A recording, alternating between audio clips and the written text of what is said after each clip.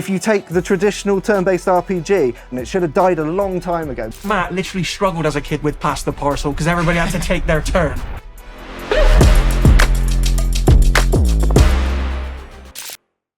Hello and welcome to PvP, a brand new show from All Out Gaming where we debate the most divisive topics in the gaming industry. So, let's meet our players.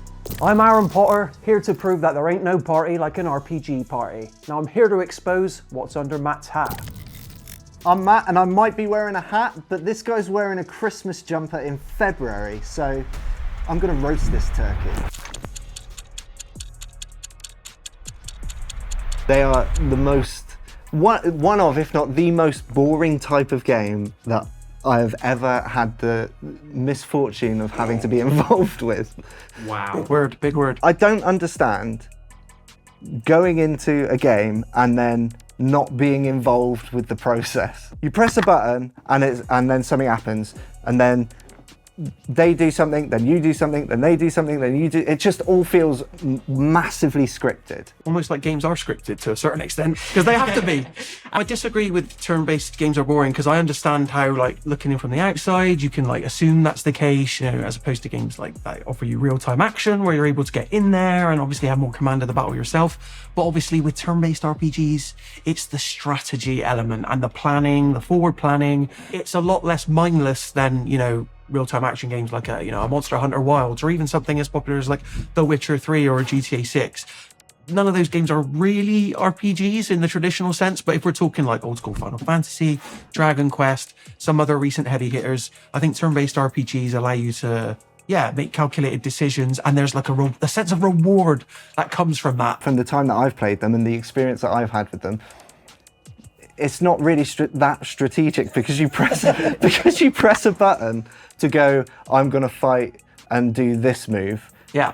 And then you've got to wait for the whole thing to unfold. Any other type of game, you can react to the moment that you're in. And with you're still reacting in turn-based RPGs though. You're just doing it one after the other, as opposed to like, Doesn't it break the immersion? Like modern game is all about immersion, right? Surely. Not really, because like I feel like you have to be a particular type of. It's all about flow. It's literally it ruins the flow. There's a satisfaction that comes from knowing sort of where your enemy's going to go next and how you can sort of account for that. And obviously, if you're getting your butt kicked and I don't know, maybe you die in one round, you respawn and attempt it again, you get to employ a different strategy.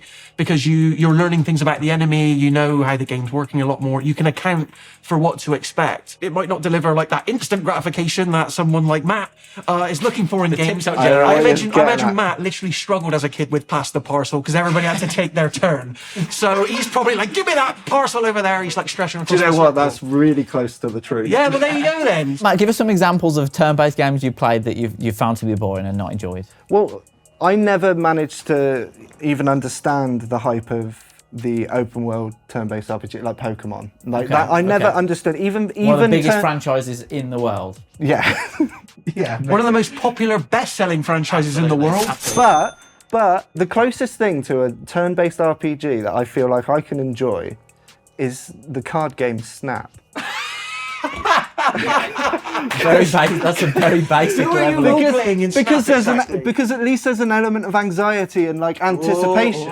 It feels like turn-based RPGs were made because no other version of that could be made at the time. And that's been carried on, and it should have died a long time ago because we can do it differently now. I think in your head, turn-based RPGs have to be one thing, whereas that's no longer true anymore, because obviously we have like, mega-powered machines with like realistic graphics that help with that immersion, but they've chosen to keep with the turn-based because of all the strategic benefits that a player is able to pull from. Baldur's Gate 3 is a good example, where it's like an isometric RPG where you can look over the battlefield and have full control over it, versus something, many people's game of the year for 2025, I'm playing this card, Clair Obscure Expedition, probably the ultimate proof that the turn-based RPG still has life in it, not because it's just you make a move, I make a move, you make a move, I make a move, but because of all the like subtle nuances you can and decisions you can make in between those moments, whether it be timing your attack specifically, parrying attacks, jumping over specific types. There's all these things you have to account for. That means you're not just sat there doing nothing.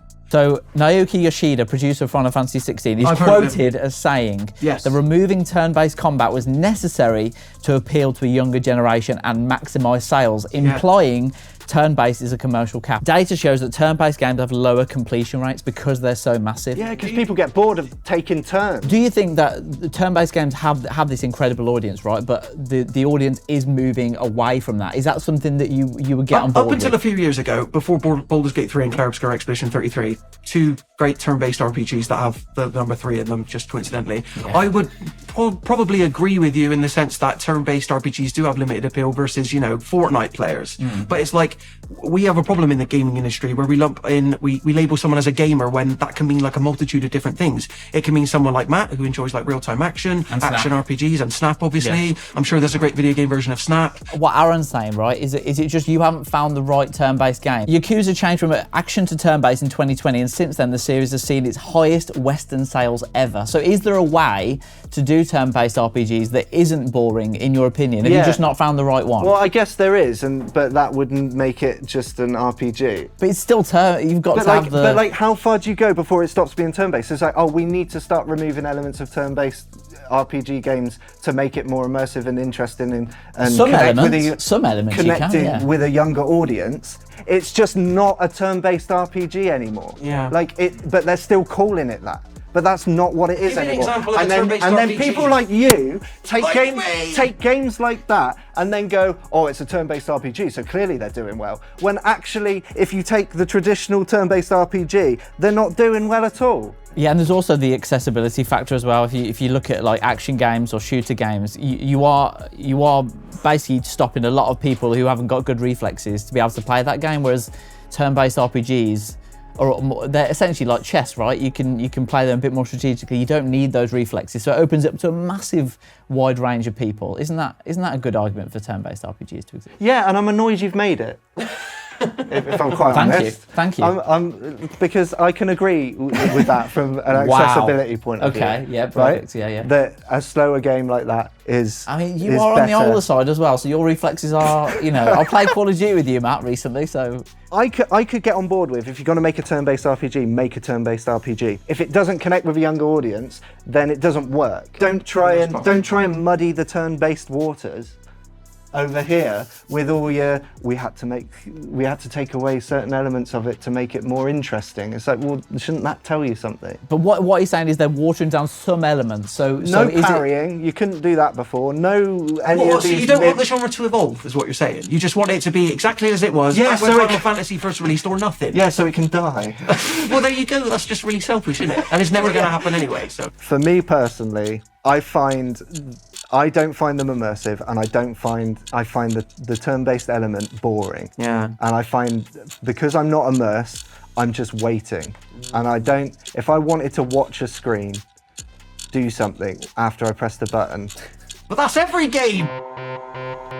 That sound means we're out of time. Guys, let's hear if you've changed your mind. So, turn-based RPGs are boring, Matt? Yes, they are boring.